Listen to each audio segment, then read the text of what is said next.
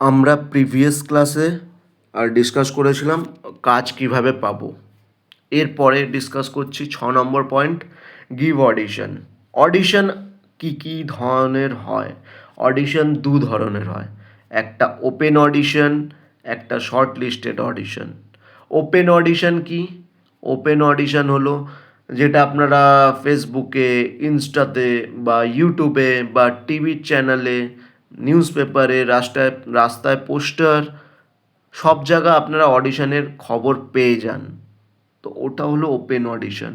ওই অডিশন 99 তো বলবো না, 90% ফেক হয়, বাট 10% জেনুইন হয়। তো আমি বলবো অডিশনে যান, অডিশন দেন। কালকেই আমরা একটা খুব কি বলবো, ব্র্যান্ডেড প্রোডাকশানে গিয়ে অডিশন দিলাম, ভালো প্রোডাকশানটা, কিন্তু জুনিয়র আর্টিস্টের জন্য ওরা অডিশন নিচ্ছে, ক্যারেক্টারের জন্য নিচ্ছে না। তো ওপেন অডিশন বুঝতে পারছেন কীভাবে আমাদেরকে ঠগাচ্ছে। তো আমি ভাবলাম একবার বলি ওদেরকে, যদি জুনিয়র আর্টিস্টের জন্য দরকার তো আপনারা অডিশন কেন নিচ্ছেন? কোঅর্ডিনেটরদেরকেই বলে দিলে 200-250 ছেলে মেয়ে এমনি পেয়ে যাবেন। তো আমি প্রোডাকশনের নাম নিচ্ছি না, যথেষ্ট ব্র্যান্ডেড হতে পারে, আপনারাও ওখানে গিয়ে দিয়ে এসছেন আর আপনারাও এই জিনিসটা ফেস করেছেন। তো বাদ দিলাম ওটা। তো অডিশন আপডেট একটা ওপেনলি পেতে পারেন, একটা শর্ট লিস্টেড অডিশন যেটা পাবেন ওটা খুব ইম্পর্টেন্ট। শর্ট লিস্টেড অডিশন, এবার বলবেন আমরা কোথায় থেকে জানতে পারবো জিনিসটা কি? এবার আমি এর আগের পয়েন্টে আগের ক্লাসে আমি আপনাদের সাথে ডিসকাস করেছিলাম যে কাজের আপডেট কিভাবে পাবেন। তার মধ্যে একটা পয়েন্ট আমি নিয়েছিলাম ইপিএন প্রোগ্রামার, তার সাথে আমি বলেছিলাম স্টুডিও ভিজিট করুন। এবার ভেবে নিন আপনি স্টুডিও ভিজিট করলেন, ইপিএন প্রোগ্রামারের সাথে দেখা করলেন।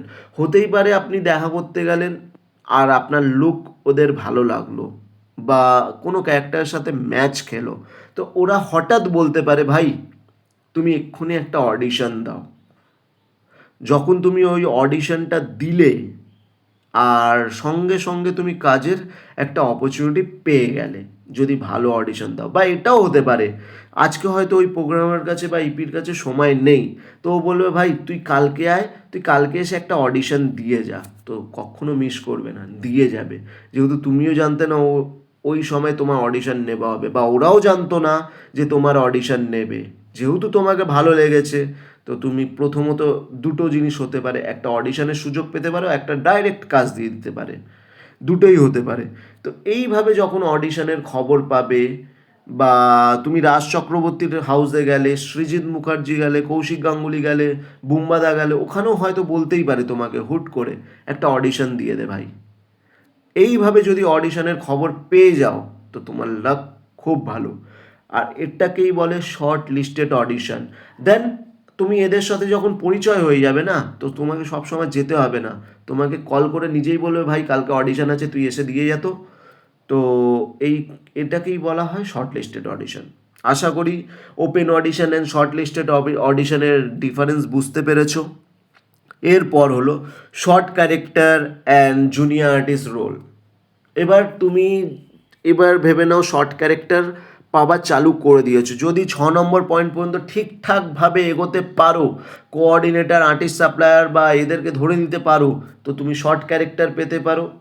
একটু যদি ভালো লেভেলের যদি কাউকে ধরে নিলে, আর যদি একদম লোয়ার কোঅর্ডিনেটরকেও ধরলে, তাও জুনিয়র আর্টিস্টের রোল পাবে। তো আমি বলবো দুটোই খারাপ নয়, দুটোই করো, কোনো প্রবলেম নেই। প্রথম প্রথম করতে হয় জানতে গেলে। তো তুমি করলে, কাজ করতে করতে এবার কি করবে, এরপর তোমার টার্গেট আরও হাই হওয়া উচিত। এরপর নিজেকে গ্রোথ করতে হবে, যেহেতু মার্কেটে তোমাকে এবার চিনতে চালু করলো, প্রোগ্রামার, ইপি, director, producer, all in one, সবাই চিনতে চালু করলো। এবার নিজেকে জুনিয়র আর্টিস্ট রূপে তো তুমি সারা জীবন রাখতে পারো না। এরপর তুমি কি করবে, 8 নম্বর পয়েন্টে গিয়ে জয়েন আ থিয়েটার গ্রুপ। তুমি থিয়েটার গ্রুপ জয়েন করো।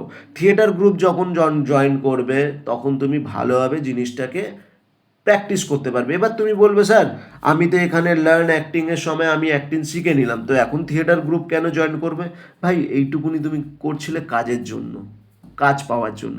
কিন্তু কাজ পেয়ে যাওয়ার পর তোমার প্র্যাকটিসের দরকার নেই। তুমি কি টাকা দিয়ে সবসময় প্র্যাকটিস করবে? হতেই পারে ওখানে তুমি কোনো ইনস্টিটিউটের মাধ্যমে শিখেছো, কিন্তু এবার তো তুমি ওটা করলে চলবে না, তোমাকে ওর থেকেও ভালো লেভেলের তৈরি হতে হবে।